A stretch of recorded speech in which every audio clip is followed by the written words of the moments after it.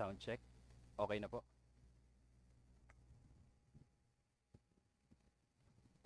Isa po nga mapagpalang hapon sa inyong lahat at isa po muling kagalakan na makasama kayo sa araw ng pagsamba. Bago po natin simulan ang pangangaral ay samahan niyo po muna ako muling manalangin.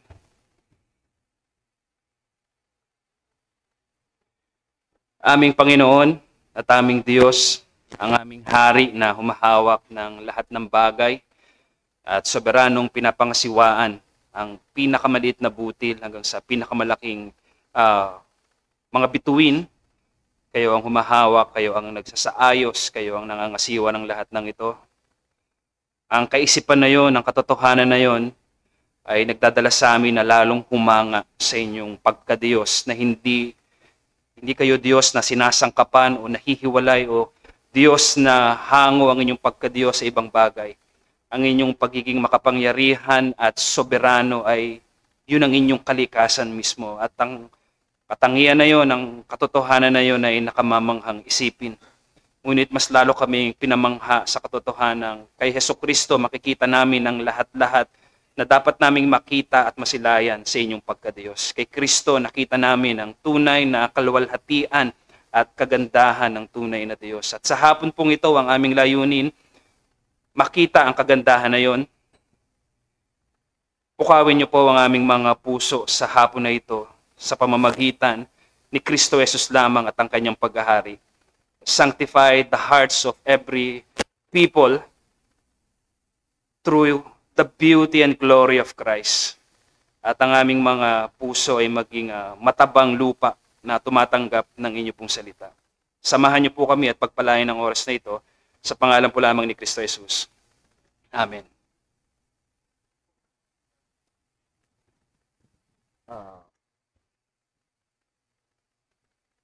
Naka-on naman. Okay.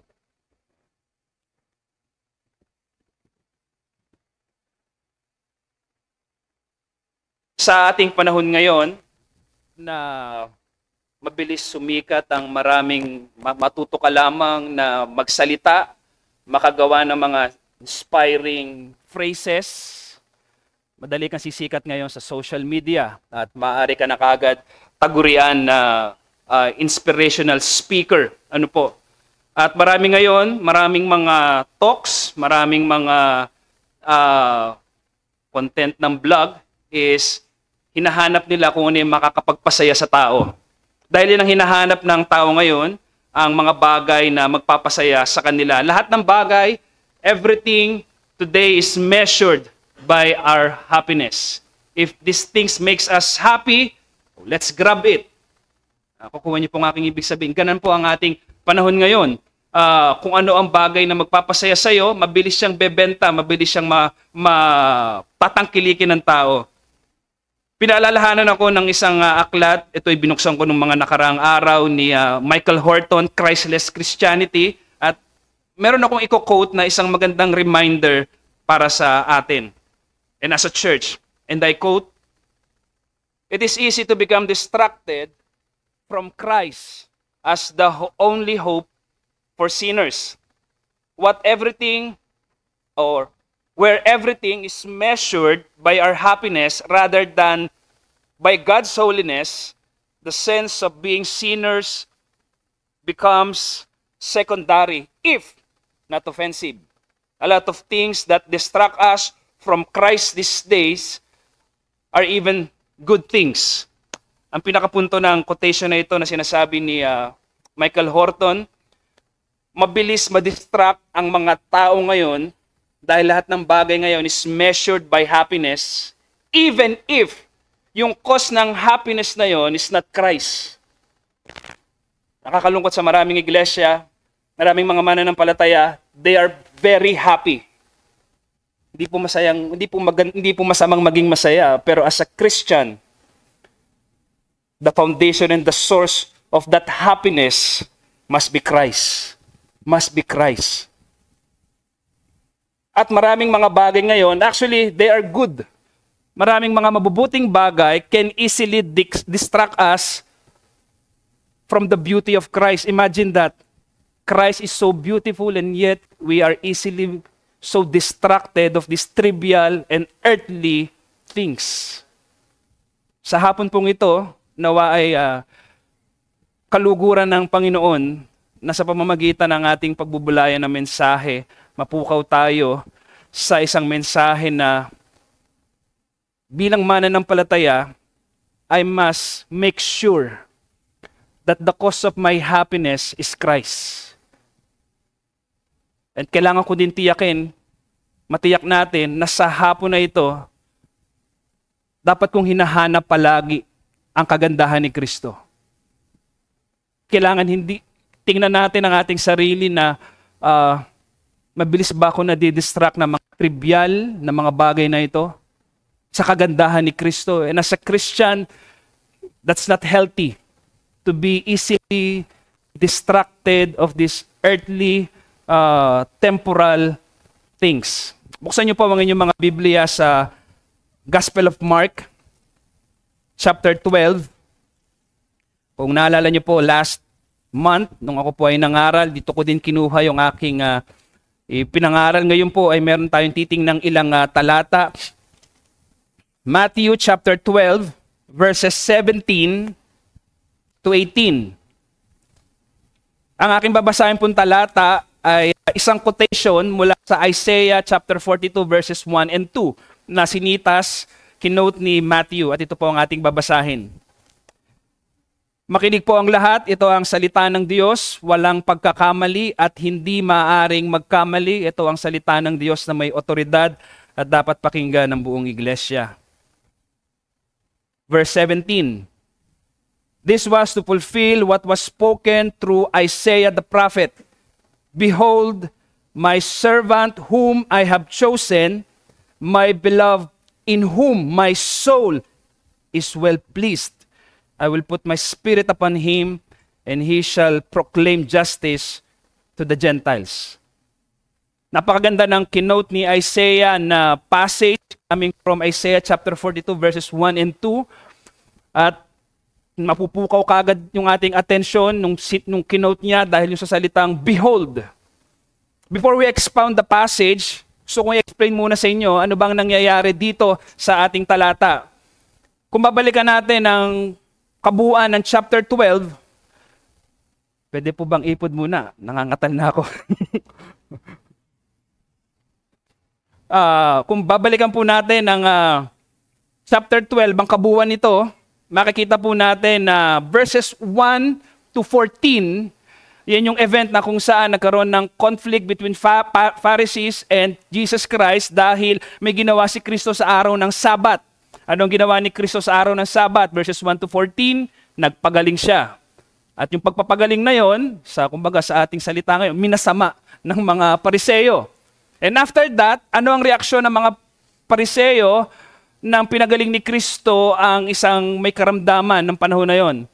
Verse 14, sinabi doon, they planned how they might destroy him. Imagine that, after Christ healed a person, and then, ang kanilang tugon is, let us make plan how to destroy this man. Imagine the response of these Pharisees. And then, pagdating natin sa verse 15, instead of confronting these Pharisees, plotting to kill him, ang ginawa ni Kristo ay umiwas siya, umalis siya. At yun yung verse 15. Maraming taong sumunod sa kanya, mga taong same persons. Sa chapter 11, mga nabibigatan, mga tinawag ni Kristo, lumapit kayo, kayong lahat na nabibigatan. Ito yung mga taong yon. And then, nung sumunod ang mga taong yon, ang ginawa ng ating Panginoong Jesucristo ay pinagaling niya ang lahat ng taong sumunod sa kanya na may sakit. Nang sumunod ang mga tao kay Kristo at pinagaling niya lahat ng may sakit, pansinin ninyo, sa pangyayaring yon, bakit sinitas ni Matthew ang Isaiah chapter 42 verses 1 and 2? Na sinabi doon, verse 17, this was to fulfill. So yung ginawa ni Kristo na pag-iwas sa mga Pariseo, fulfills Isaiah 42. At sinabi doon, behold, my servant whom I have chosen, my beloved, in whom my soul is well pleased. Kung titingnan po natin, sinitas ito ni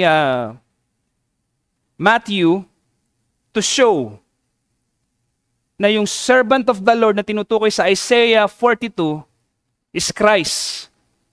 By his humble, yung kanyang pag-iwas sa conflict, yung kanyang ginawang pagtugon doon sa plot na pagpatay sa kanya, somehow, nakita ni Matthew na fulfill ang prophecy na ito.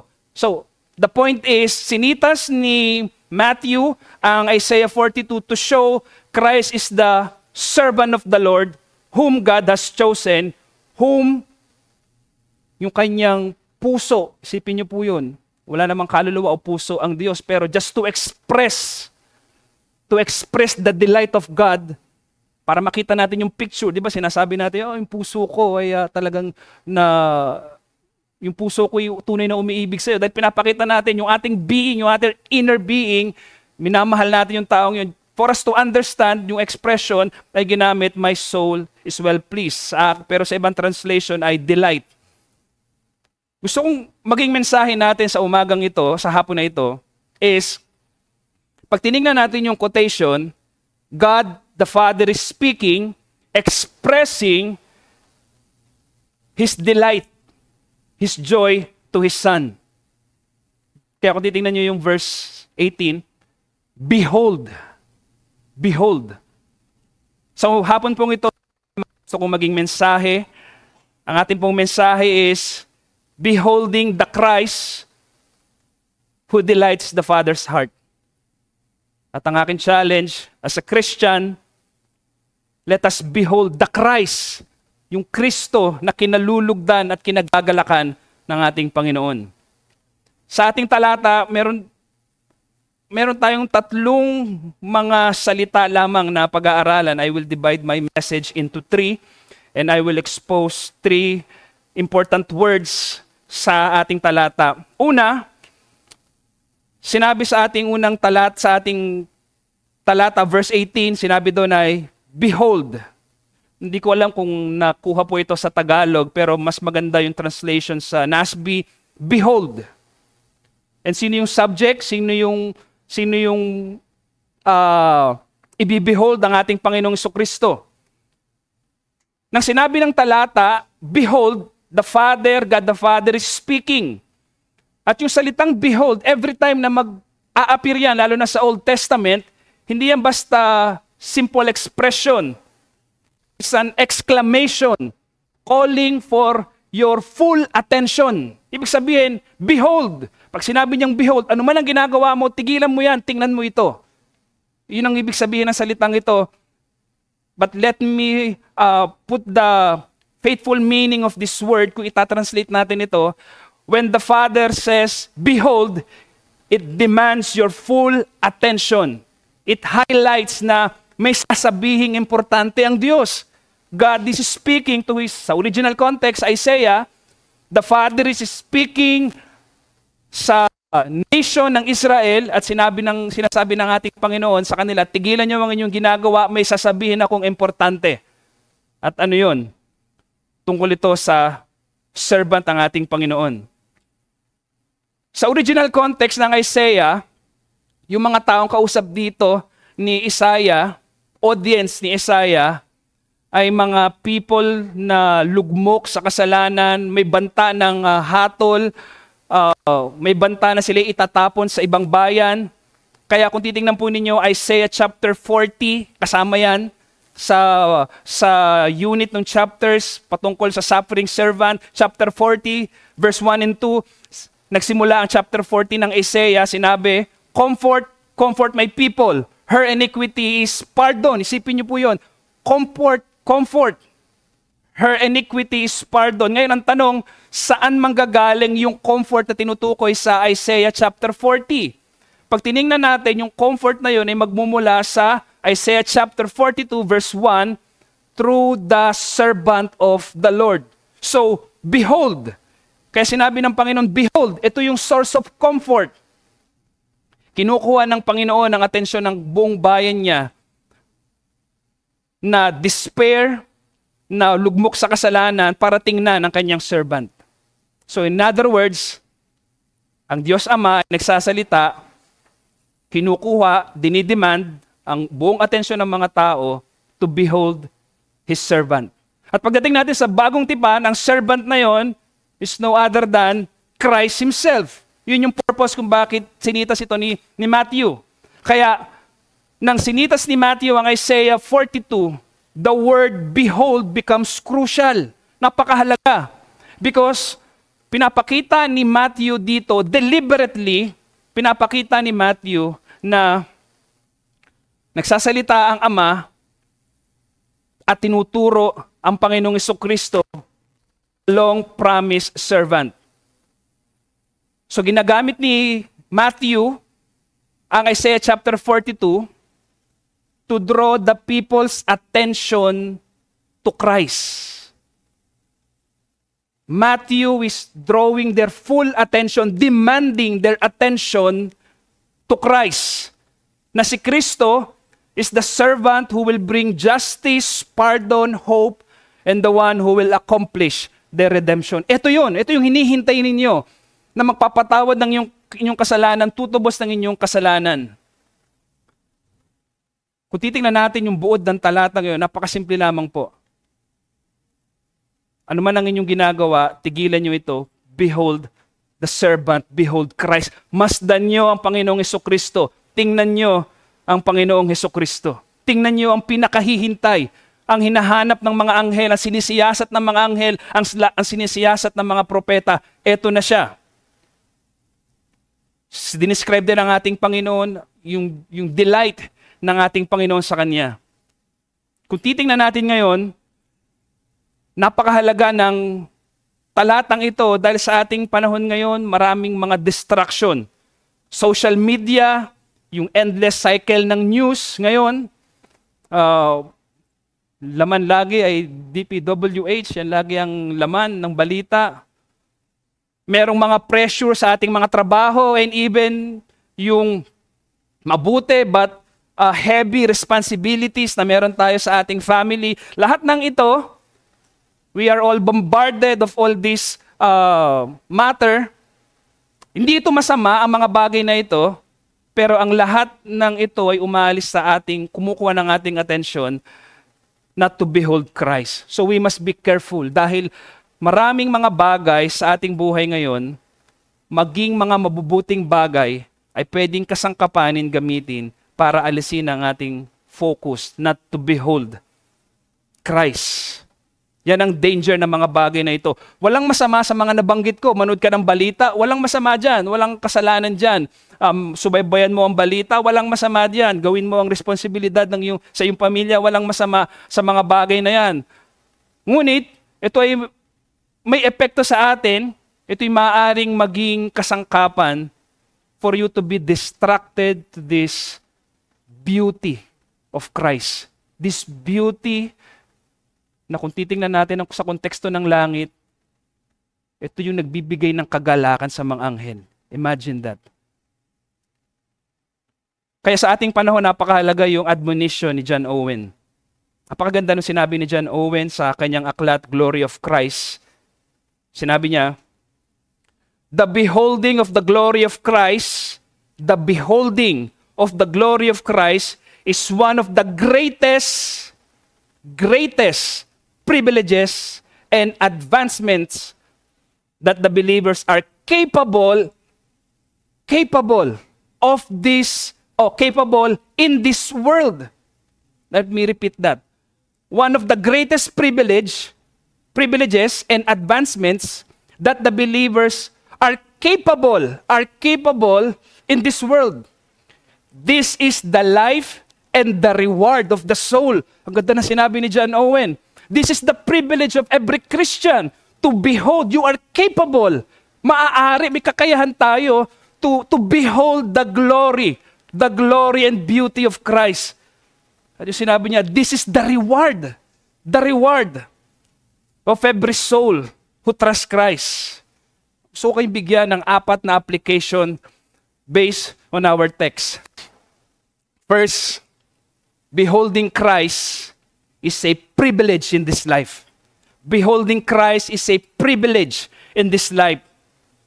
Mga kapatid, to behold Christ by faith is no small thing. Hindi yan maliit na bagay. Huwag nating itrato na parang yan ay trivial.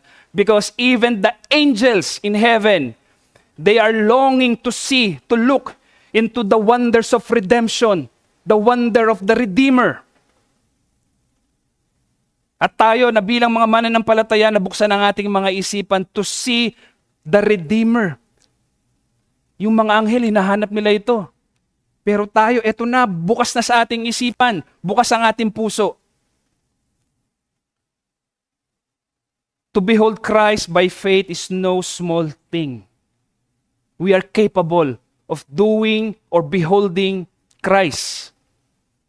Alam niyo mga kapatid, every glimpse sa bawat pagtanaw, sa bawat pagtingin natin sa persona ng Panginoong Jesucristo, every glimpse of His work on the cross, and now, siya ay nakaupo sa kanan ng Ama, naghahari. Ang makita ang persona ni Kristo pag binasa mo ang Biblia, makita ang kanyang kagandahan, and it is impossible as a Christian, pag binasa mo ang Biblia, mababagot ka kay Kristo. May narinig ako isang Puritan na sinabi niya, pag binasa mo ang Biblia at nabagot ka kay Kristo, you're like a soulless man. Wala kang kaluluwa. Gano. Kung nabagot ka kay Kristo, wala kang regenerated heart. But if you feel the joy, the astonishment, seeing Christ in His Word, mga kapatid, that is a foretaste of heaven. Let me repeat that. Kung sa pagbabasa ng iyong Biblia, nakikita mo ang kagandahan ni Kristo, nakikita mo na mamangha ka kay Kristo, napapaibig ka lalo kay Kristo, yan dapat ang experience ng pagbabasa ng Biblia, mga kapatid, hindi ano magpapasaya sa akin. Ang hanapin ninyong karanasan sa Biblia is napapaibig lalo kayo kay Kristo. Nakikita nyo lalo yung kagandahan ni Kristo because seeing the beauty of Christ, seeing how beautiful He is a foretaste of heaven. Patikim ng langit. Isipin nyo yun. Hindi pa tayo nakakarating sa langit and yet, meron tayong patikim. Yung kanyang kagandahan and in glory, makikita natin siya ng mukhaan. Every time you read your scripture, yan dapat ang ating experience. You are capable of beholding this particular glory. O sa word ni John Piper, peculiar glory. Second, beholding Christ is an advancement of the soul. Kapakinabangan ng iyong kaluluwa. Kapakinabangan ng iyong kaluluwa ang tingnan si Kristo. Hindi ka makikinabang sa social media. Depende kung ikaw ay content creator, maraming manonood sa'yo, kikita ka doon. I mean, yung inyong kaluluwa to spend an hour sa social media, hindi magbe-benefit ng inyong soul. Ang tingnan si Kristo, yan ang inyong magiging kapakinabangan, yan ang inyong magiging advancement ng inyong mga kaluluwa. And we must realize that when we behold Christ, yung holy acts na ito, itong gawa na ito, itataas tayo nito para makita ang kawalang kabuluhan ng mga bagay na tinatangkilik natin. Hindi para maliitin, itakwil ang mga bagay nito, pero makikita natin kung ano magiging dapat nating lahat will fall into place. Bakit? Dahil alam mo yung pinakamahalagang bagay, alam mo yung tunay na nagbibigay sa iyo ng kalakasan. Ang ating affection ngayon ay madaling mapukaw ng mga bagay na nakikita natin. Again, because of easy access sa internet. Palagay ko wala nang bahay, bibihira lang bahay ngayon na walang internet. Dati, yung mga construction worker, talagang ako po'y dating construction worker. Sabi ko parang imposible pag ganito ang trabaho, hindi ka makabili ng cellphone. Pero lahat, alam niyo po, lahat, kahit po yung simpleng piyon lang, may cellphone na, touchscreen pa. So talagang maraming mga bagay na makakapukaw ng ating atensyon. At dahil dyan, because of that, our affection must be sanctified. Paano? Your affection can only be sanctified through the beauty and glory of Christ. Wala magpapabanal ng iyong isipan kung hindi ang kagandahan at kaluwalhatian ni Kristo. Walang magpapa-purify ng iyong puso, ng iyong isipan, only by gazing by faith upon the beauty of this Savior that the Father Himself is introducing. Behold, my servant, whom I have chosen, my beloved. Walang makakasanctify ng ating mga damdamin kung hindi si Kristo lamang at ang kanyang kagandahan. Pangatlong application, beholding Christ is the life of the soul, not just for your advancement, but also the life of our soul. Tulad ng ating katawan, kailangan natin ng tinapay at tubig. Ang kailangan ng inyong kaluluwa ay si Kristo lamang. Si Kristo lamang. Kaya ang pagtingin kay Kristo, beholding Christ is not an option. Hindi siya optional. Gagawin ko ba to? Hindi. Hindi ito bagay na pag-iisipan. Hindi ito kailangang pagdesisyonan. Ano ba? Ito ang iyong prioridad. Behold the glory of Christ. Exercise kung paano mo gagawin ang bagay na ito. You are capable of seeing the glory of Christ, the Spirit. Ang banal na, ano sinabi sa sulat ni Pablo? Walang pahayag na si Kristo ay Panginoon maliban sa pamamagitan ng Espiritu Santo. You can say Christ is Lord because of the Spirit. In the same way, you can behold the glory of Christ and you will say, my Lord is so glorious because of the Spirit. Fourth, beholding Christ, beholding Him is the reward of the soul. Tulad ng ginawa ni John Owen. Beholding the chosen one, whom the Father love, delight ng kanyang puso. Beholding Him is the reward of the soul. Reward of your soul. Imagine that. Ang ating magiging buhay na walang hanggan, our eternity will be in vain kung wala ang glory ni Kristo. Ayokong pumunta ng walang hanggan kung wala doon si Kristo. Kung wala si Kristo, mabuti pang ma-extinct na lang. Yan sinabi ng Puritan, it's better to cease to exist than living all eternity, pero wala si Kristo. Anong joy, anong reward, anong buhay meron doon kung wala si Kristo?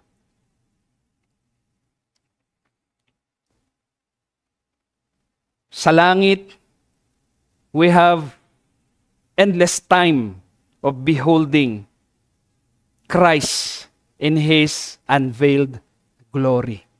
Yung will ng Panginoon, kung ano mang glory yun, dapat magkaroon tayo ng excitement. Holy excitement.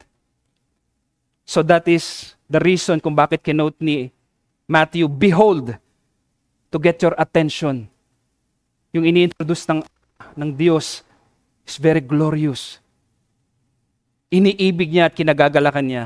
Na pangalawang keyword na gusto kong tingnan natin after behold is the word chosen. Sinabi doon, behold, my servant whom I have chosen. I have chosen. Alam niyo po yung expression na I have chosen, yan po ay covenantal. Covenantal language, covenantal expression. For example, sa Deuteronomy chapter 7 verse 6 and Isaiah 43 verse 20, sinabi doon that Israel is God's chosen people. If you will read the context, nasa context yun ng covenant. Si David, Psalms 89 verse 3, sinabi doon, David is God's chosen king. Again, in the context of covenant. Maging yung sinitas ni Matthew na particular na chapter sa Isaiah 42, actually, ang context po niyan is covenant. Dahil ang servant ng Panginoon, sinabi niyang i-behold ng bayan ng Israel, Siya ang mag-establish ng covenant. Actually, siya yung sign ng covenant. So the word chosen, I have chosen, is a covenant language. Covenant language. At kapag binasa natin ito, pinili ng Ama, may gusto kong ipakita po dito ninyo. Nang pinili ng Ama ang anak, when the Father chose His Son, we are seeing the outcome or the result of the agreement of the Father and the Son. Nang sinabi sa talata, aking hinirang o pinili. Pag tiningnan natin, parang okay, pinili, pero pag tiningnan nyo yun, I have chosen, yan po'y outcome. Yan yung summary. Ibig sabihin, ng pinili ng Ama, ang anak, may nangyaring pag-uusap. Hindi yan basta na lamang na, sige, pipiliin kita. May nangyari yan dialogue. May nangyaring agreement. At hindi natin alam kung ano yung mga naunang pinag-usapan. Hindi natin alam kung ano yung mga sumunod na pinag-usapan. Pero alam natin yung substance ng pinag-usapan, si Kristo ay pinili. May pinag-usapan.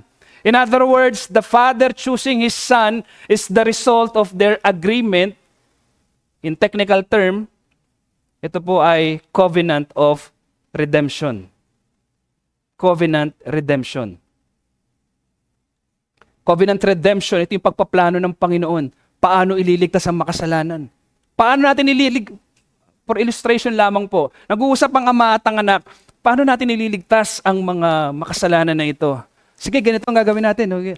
O sige, ang plano ay tutubusin natin sila dahil ang kabayaran ng kasalanan ay kamatayan, kailangan may mamatay. O sige, pinag-usapan nila kung anong dapat gawin, and then, sinabi ng Ama, ikaw.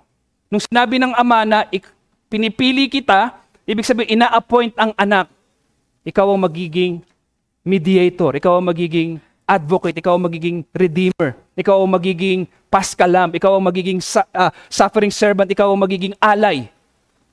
Kaya nung sinabi dito na, I have chosen you, ipinapakita nito that in the eternity past, the Father and the Son agrees to save your soul. The Father and the Son agrees to save hopeless sinner like us.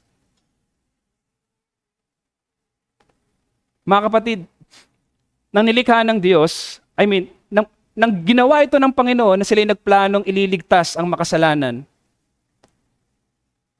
paano kaya ito ginawa ng Ama at ng Anak? Di ba sinabi lang, basta sa cluster na ito, from 1986 hanggang 2005, yung age na from 20 to 30, lahat yan sagipin na lang natin. Very general hindi particular. Actually, hindi ganun ang pagpaplano ng Ama. Nang nilikha ng Diyos ang langit at ang lupa at ang lahat ng mga host of heaven, anong sinabi sa Isaiah 40?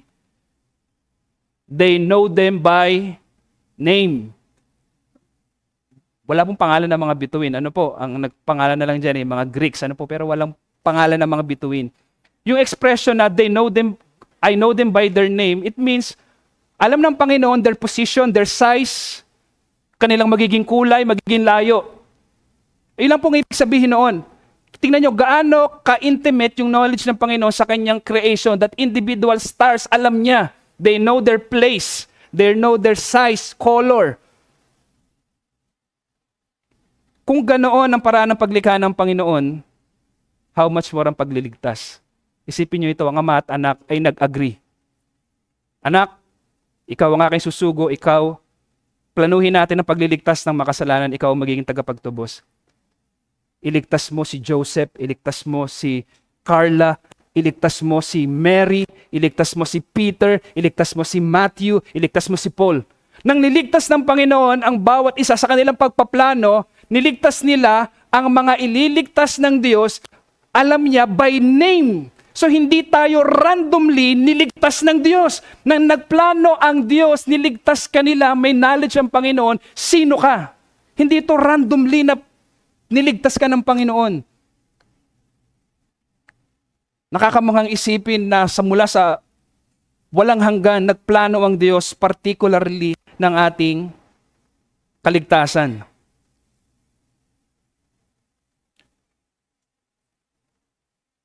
Dapat tayong huminto dito at i-admire natin ang katotohanan na ito, na ang Ama at ang Anak mag-uusap para iligtas ang tulad kong isang makasalanan? That is grace unspeakable. Ang anak ay hindi finorce ng ama. May kagalakan, ginawa ito ng ating Panginoong Jesucristo. Sinugo siya ng ama. Ginawa ito ng ating Panginoon. Dito natin makikita, mga kapatid, ito yung foundation ng ating assurance, ng ating kaligtasan. Ang ating kaligtasan ay plano ng Ama. Hindi mawawala. Covenant yun. Tipan nyo ng Ama, Anak, at ng Espiritu. Pinili ka ng Ama at ang Anak ay mamamatay para sa iyo at lahat ng pagpapala ng kaligtasan na ginawa ni Kristo, bunga ng kanyang kamatayan at muling pagkabuhay, i-applyan ng banal na Espiritu sa iyo. Kasama roong binayaran ni Kristo ang pananampalataya mo.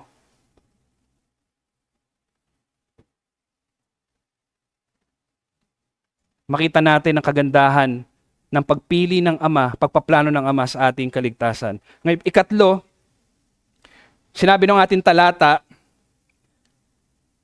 My beloved, in whom my soul is well pleased.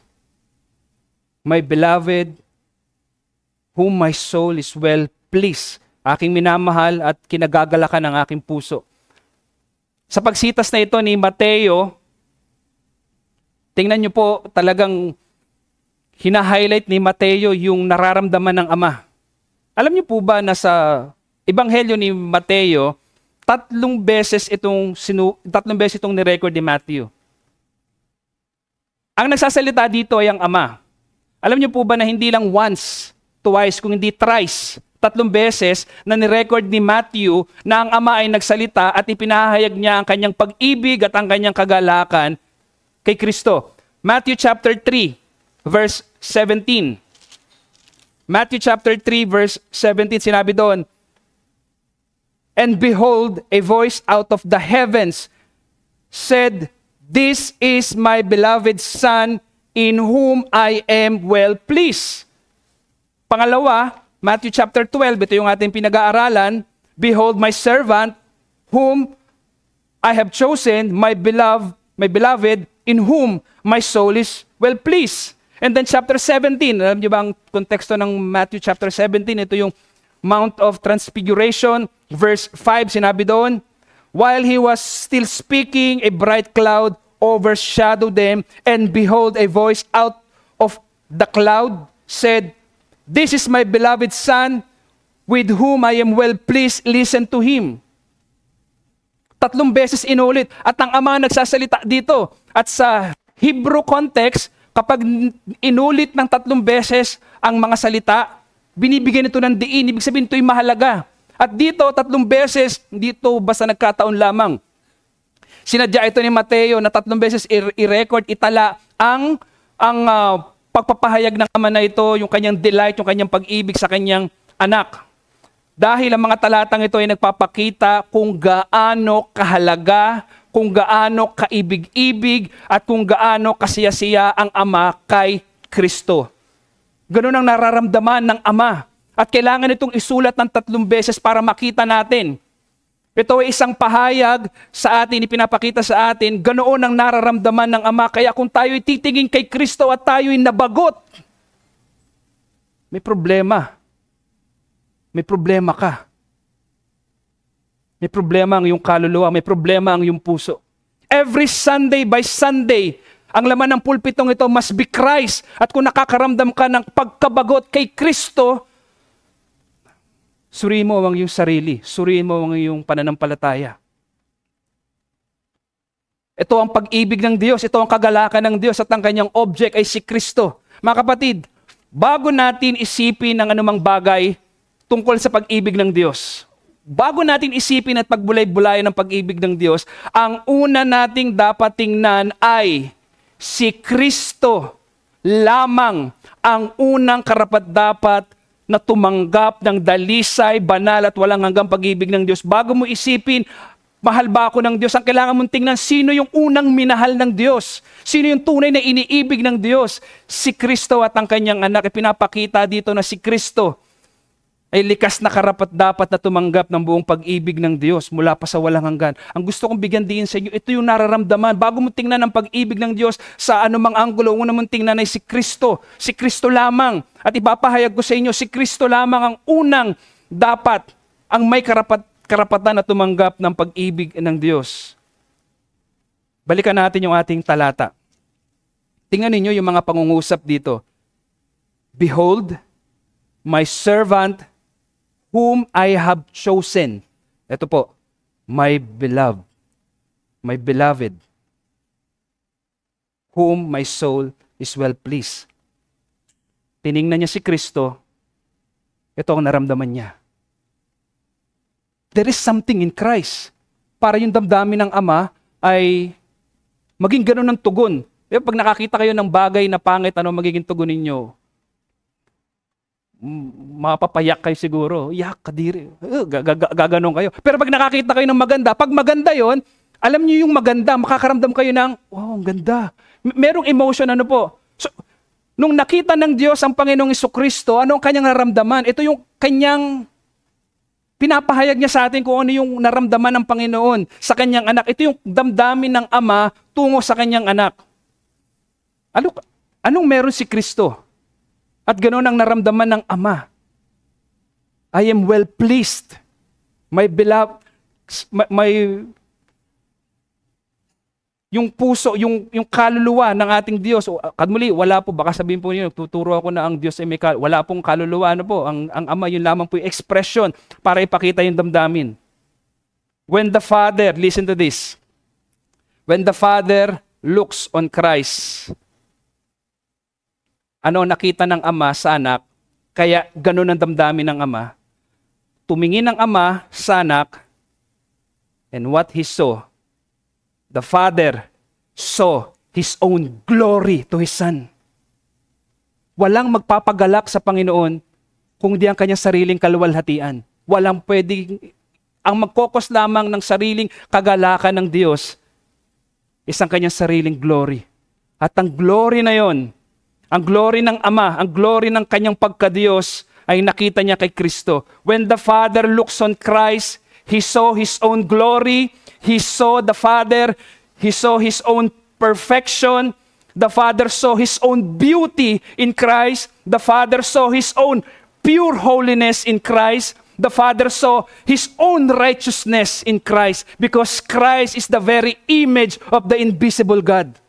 All the perfection that He has, He saw in Christ. Kaya pagtingin niya kay Kristo, ano naramdaman ng Ama? Nagalak ang Ama dahil nasalamin niya ang kanyang sarili sa kanyang anak. The Son, sinabi sa Hebrews, is the exact imprint, the radiance of His glory. Kaya ang Ama is so well pleased. Kaya ang Ama is very well pleased sa kanyang anak, because the beauty that He saw in Christ is the beauty of the infinite, eternal, unchanging God. Yun ang nakita ng Ama sa kanyang anak. The Father behold His own unstained glory, His own unspotted righteousness, His own immeasurable love. Kaya ang Ama is full of delight sa Panginoong Jesucristo. At kung hindi ka nakakaramdam ng ganoon sa Panginoon, baka may masabi po akong foul, kaya pinupigilan ko ang sarili ko. Kung wala kang nakararamdamang ganoon kay Kristo, may problema tayo.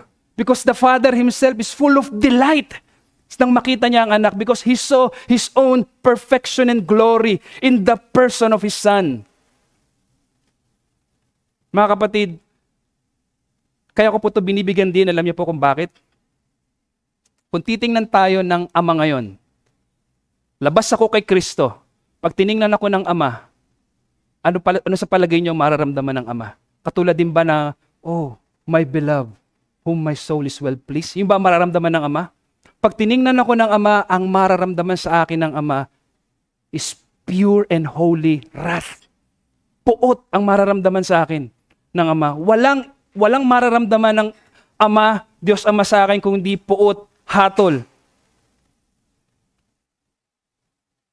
At ang pinakamahalaga dito kung bakit ko ito binibigyan din po sa inyo, because if the Father delights in Christ, in His Son, kung tayo ay na kay Kristo, if we found ourselves covered in the righteousness of Christ, to be in Christ by faith, yung pagiging son of wrath ay papalitan nyo ng Panginoon. Kung ano yung nararamdaman ng ama sa kanyang anak, na buktong na anak, yun ang kanyang magiging pagtingin sa atin. Gusto kong bigyan ito ng dalawang application. Una, we must behold the glory of God revealed in Christ. We must behold the glory of God revealed in Christ. Si Kristo ay hindi lamang image of the Father, kung hindi si Kristo is the revelation of the Father. Pag tayo ay na kay Kristo, dadamitan tayo ng kaluwalhatian, ng kabanalan ng ating Panginoong Jesucristo. Isipin niyo po, if you are in Christ, kung ano yung damdamin ng Ama sa kanyang anak, yun ang magiging damdamin ng Ama sa atin dahil kay Kristo. If you are in Christ, then the Father looks on you as He looks on His Son. Not with wrath, but with delight. Ito ang ebanghelyo. Maaari tayong tingnan ng Diyos na kinalulugdan dahil kay Kristo. Kaya kung may kausap ako ngayon dito na wala pa kay Kristo, kapatid, ang tingin sa iyo ngayon ng Panginoon, ang pagtingin niya sa iyo ngayon ay puno ng banal na pagkapuot. Ang tinitingnan lamang ng Diyos sa mga oras na ito na may kagalakan at pag-ibig ay si Kristo. At kailangan mong lumapit kay Kristo para damitan ka ng katwiran, kabanalan ng Panginoong Jesucristo. Dahil ang kabanalan na yon, yung katwiran na yon, yun lamang ang magbibigay ng kaluguran sa Ama. At tayo ay dinadamitan ng kanyang katwiran. Kaya napakahalaga ni Kristo. Napakagandang tingnan ni Kristo. Pag nakita natin ang ganda ni Kristo, ang kagandahan na yon, yung righteousness na yon, ini-impute, sinasalin, kinikredit sa lahat ng sumasampalataya sa Panginoon. Kaya sa hapon na ito, before I end, magkaroon tayo ng pananariwa sa ating sarili. Ito ang dapat yung maging goal, to behold Christ every day. Behold His beauty. Dito ko mag-e-end sa sinabi ni Charles Spurgeon. Sinabi niya, keep your thoughts of Christ high. Keep your thoughts of Christ high, and your delight in Him will also be high. Your confidence in Him will grow strong, and with that confidence will come the holy joy and peace that guard the heart, resting in the mediator's hand. If you want to be lifted up, then lift up your thoughts of Christ. You want to be encouraged? Gusto mo bang ma-edify? Behold the glory of Christ. Because ang makikita niyong glory kay Kristo is the same glory that God possess. Tayo ay manalangin. Maraming salamat po aming Diyos sa hapon na ito. Napakaganda tunay ng Panginoong Jesucristo at sa aming mga pisikal na mata, hindi namin ito makikita at ang aming pong hinihiling.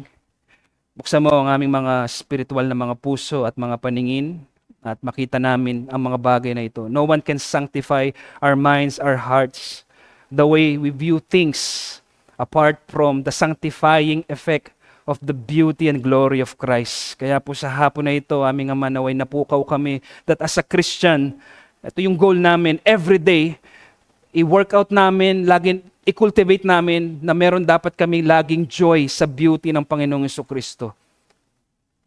Ito ang panukat ng tunay na pagtingin kay Kristo. Yung kami namamangha, kami napapaibig lalo sa kanyang kagandahan. Kaya sa hapon na ito, nawapoy na pukaw ang lokal na iglesia na ito para baguhin ang kanilang mga lakad na ito ang aming i-goal. Ito ang aming i-goal sa araw-araw na ang aking personal prayer and devotion, gagawin ko ang mga bagay na ito to increase my joy as we behold this beautiful glory that Christ possess. Marami pong salamat sa pangalan ni Kristo Jesus. Amen.